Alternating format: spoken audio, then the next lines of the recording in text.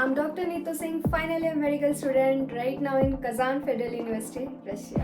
NEET aspirants के दिमाग में हमेशा ये कंफ्यूजन रहता है कि उन्हें ईयर ड्रॉप लेना चाहिए या फिर एब्रॉड एमबीबीएस कंसिडर करना चाहिए। तो गाइज आज मैं इसी टॉपिक पे बात करूंगी कि आपको ऐसा क्या सोचना चाहिए या कौन सी चीज़ कंसिडर करनी चाहिए जिसके वजह से आप ये डिसीजन ले पाए कि आपको करना क्या चाहिए। So let's talk about it.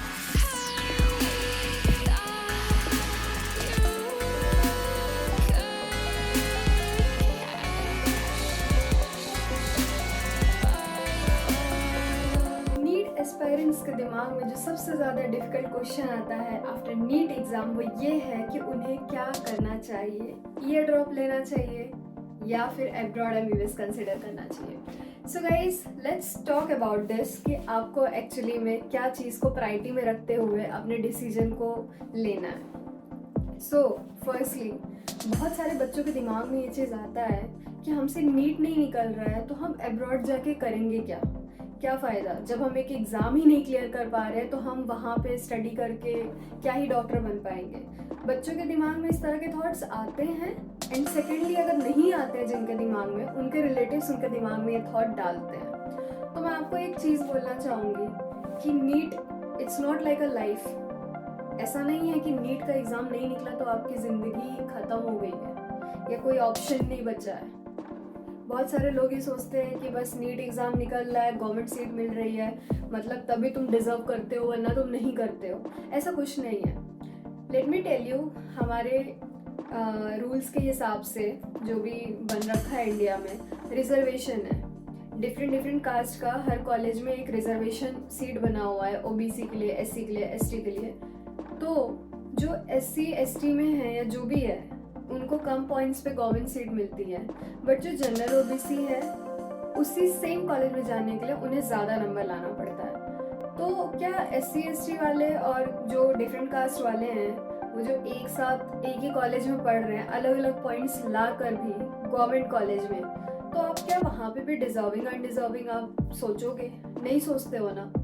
Then फिर इस चीज़ में क्यों सोचते हो? इंडिया में हर साल बहुत सारे बच्चे नीट का एग्ज़ाम देते हैं। आप इस साल का ही देख लो, 26 लाख बच्चों ने अप्लाई किया है नीट एग्ज़ाम के लिए। तो मैं ये नहीं बोलूँगी कि वो सारे के सारे 26 लाख पास हो जाते हैं और सारे एडमिशन लेते हैं, ऐसा नहीं होता है। बट स्टिल जितने भी बच्चे होते हैं, फॉर एग्ज़ाम्पल अगर मैं 8 से 10 लाख बच्चों को भी ले लूँ तो सीट तो इंडिया में 1 लाख ही है आपकी एमबीबीएस की, गवर्नमेंट प्राइवेट दोनों मिला के, जिसमें से गवर्नमेंट सीट सिर्फ 50,000 है। तो बाकी बच्चे क्या करेंगे? Private seat they are so expensive, हर किसी के रीच में वो नहीं होता है। तो क्या करना चाहिए उन बच्चों को? क्या आपको ईयर ड्रॉप लेना चाहिए या फिर आपको एब्रॉड एमबीबीएस कंसिडर करना चाहिए? तो सबसे पहले आपको जो चीज़ प्रायोरिटी में रखना है वो ये रखना है कि अगर आप ये सोच रहे हो कि लाइक अगर आपका फर्स्ट अटेम्प्ट है एंड आपके अच्छे पॉइंट्स बने हैं, फॉर एग्जांपल 300 400 आपका प्रिपरेशन अच्छा है एंड आपको लग रहा है कि भाई मैं 620 30 के आसपास ला सकता हूँ या ला सकती हूँ, इन दैट सिचुएशन आप ईयर ड्रॉप लो, जो बेस्ट चीज़ होगा आपके लिए। बट अगर आप ये सोच रहे हो कि मेरा चलो फर्स्ट अटेम्प्ट है और मैं 150-200 ला रहा हूँ, कोई नहीं ईयर ड्रॉप ले लेता हूँ, फिर आप सेकेंड अटेम्प्ट दे रहे हो, उसमें से आपके 300 ज़्यादा या 300-350 तक चला गया, फिर आप सोच रहे हो एक और ईयर ड्रॉप ले लेता हूँ, कर ही लूँगा। तो ये ऐसे करते करते ना आप ईयर ड्रॉप ही लेते रह जाओगे और एट द एंड वो 3 साल 4 साल होने के बाद यू विल फील लाइक कि भाई इधर या तो लाइफ ख़त्म हो गई है, कुछ नहीं करना है मेरे को, आप वैसे डिप्रेशन में चले जाओगे, या फिर यू विल थिंक कि चलो भाई कोर्स ही चेंज कर लेते हैं, हमारे बस का ना है। ऐसा नहीं होता है। अगर आपके नीट में 400-500 नंबर आ रहे हैं तो आप क्यों नहीं डिजर्व करते हो? क्योंकि यही नंबर ला के इंडिया में बहुत सारे बच्चे हैं वो एडमिशन लेते हैं, एमबीबीएस भी करते हैं और प्रैक्टिस भी करते हैं। तो व्हाई नॉट यू गाइस? बहुत सारी चीज़ें होती हैं जिसको देखते हुए हमें डिसीजन लेना पड़ता है, स्पेशली पैसों के मामले में। भाई सब लोग अफोर्ड नहीं कर सकते हैं प्राइवेट की फीस, तो बेस्ट ऑप्शन फिर हमारे लिए बचता क्या है? हम लोग यही सोचते हैं चलो, स्पेशली जो एवरेज बच्चे होते हैं, जो बहुत ज़्यादा स्मार्ट भी नहीं होते और डम भी नहीं होते, वो मिडिल क्राइटेरिया जो होता है ना, वहाँ पे ज़्यादा बच्चे रहते हैं और उनके पास कोई ऑप्शन नहीं होता है, क्योंकि स्पेशली उनका बजट इशू वगैरह बहुत रहता है। तो बेस्ट ऑप्शन क्या होगा? आप ईयर ड्रॉप लेने से बेटर है कि आप एब्रॉड एमबीबीएस कंसिडर कर लो। आपको किसने कहा है कि आप अब्रॉड से एमबीबीएस कर रहे हो इसका मतलब आपकी डिग्री वैलिड नहीं है या आपको कुछ आता नहीं है? ये सब र्यूमर्स ना वही लोग बनाते हैं जिन्हें आइडिया ही नहीं होता है कि अब्रॉड में स्टडी होती है नहीं होती है, क्या होता है, या फिर जो अब्रॉड कभी आए नहीं होते और सुनी सुनाई बातों पे मतलब र्यूमर्स बनाने लगते हैं। तो इनकी बातों को आपको ध्यान नहीं देना है, आपको खुद सोचना है कि अगर मेरे अंदर इतना है कि मैं गवर्नमेंट सीट क्रैक कर सकता हूँ, then only in that situation आप लो ईयर ड्रॉप। बट अगर एक स्टूडेंट होता है ना, उसको पता होता है वो कितने पानी में, वो कितना मेहनत कर सकता है और कहाँ तक ला सकता है, कहाँ नहीं। मैक्सिमम बच्चों को पता होता है एग्जाम देने के बाद उनका रिजल्ट क्या होने वाला है, तो उसके अकॉर्डिंगली उस बच्चे को डिसाइड कर लेना चाहिए कि मेरे लिए बेस्ट ऑप्शन क्या है। मुझे अगर लग रहा है कि मैं 1 साल या 2 साल में मैं इतना ला सकती हूँ, मेरे को 600 प्लस लाना ही है, उससे नीचे कट ऑफ नहीं आती भाई, किसी भी स्टेट की उठा लो, तो उस सिचुएशन में आप कर सकते हो। बट अगर वो सिचुएशन अराइज नहीं हो रही है तो बेस्ट ऑप्शन क्या है, आप अब्रॉड कंसिडर करो। आप क्यों टाइम वेस्ट कर रहे हो यार? ऑलरेडी अब्रॉड में 6 ईयर लगता है, देन फिर आप जो है इंडिया जाते हो, 1 साल इंटर्नशिप करते हो, बहुत टाइम टेकिंग प्रोसेस है। आप क्यों 2-3 साल अपना टाइम वेस्ट कर रहे हो फिर अब्रॉड आ रहे हो? ये सबसे गलत डिसीजन है। 2-3 साल का ब्रेक लेना देन अब्रॉड आना। बेस्ट जो आपके लिए होगा वो यही होगा कि आप देख लो आपसे हो रहा है कि नहीं हो रहा है।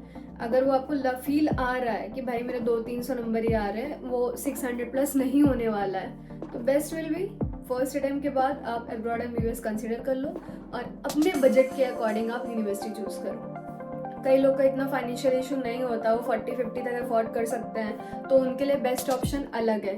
कई लोगों का बहुत ज़्यादा फाइनेंशियल इशू होता है, वो 20-30 से ज़्यादा नहीं जा सकते, तो उनके लिए भी एक मतलब कुछ कॉलेजेस हैं जो अच्छे हैं और इस कैटेगरी में आते हैं। बट बहुत सारे ऐसे कॉलेज हैं जो 10-12 लाख में बोलते हैं कि हम एमबीबीएस करा देंगे। प्लीज़ ऐसे कॉलेजेस में मत जाओ, वहाँ कुछ भी नहीं है, सिर्फ आपको एक डिग्री ही मिलेगी, ना पढ़ाई है ना कुछ है, कोई सिस्टम नहीं है। तो बिना जानकारी के ऐसे ही कहीं भी मत चले जाओ। ये चीज़ सोच समझ के डिसीजन लो कि मेरे लिए क्या बेस्ट ऑप्शन है और मेरा खुद का क्या क्राइटेरिया है, मुझे क्या क्राइटेरिया क्या है मेडिकल यूनिवर्सिटी चूज़ करने का। आपका खुद का क्राइटेरिया सबसे पहले प्रायोरिटी में बजट है या फैसिलिटीज़ हैं या एजुकेशन क्वालिटी एकदम टॉप लेवल की चाहिए।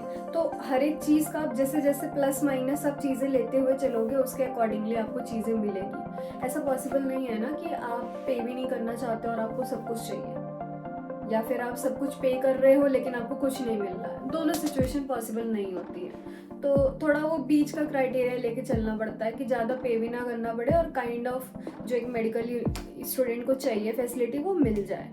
तो इसके लिए कुछ यूनिवर्सिटीज़ यहाँ पे हैं जो कि बेस्ट ऑप्शन है, बट इतने भी नहीं है कि सारे के सारे इंडियंस आ सकें। यहाँ पे दूसरे कंट्री के भी बच्चे आते हैं, तो इसीलिए मैं सजेस्ट करती हूँ कि बेस्ट ऑप्शन आपके लिए होगा। आप वेट मत करो कि मेरा नीट का रिजल्ट आए देन मैं सोचूं मुझे क्या करना है, तब तक तो सारी सीट चली जाएंगी, आपके लिए ऑप्शन ही नहीं बचेगा। फिर आप एट द एंड क्या करोगे, चलो ईयर ड्रॉप ले लेता हूँ। Just a waste of time. क्यों करना है ये चीज़ें?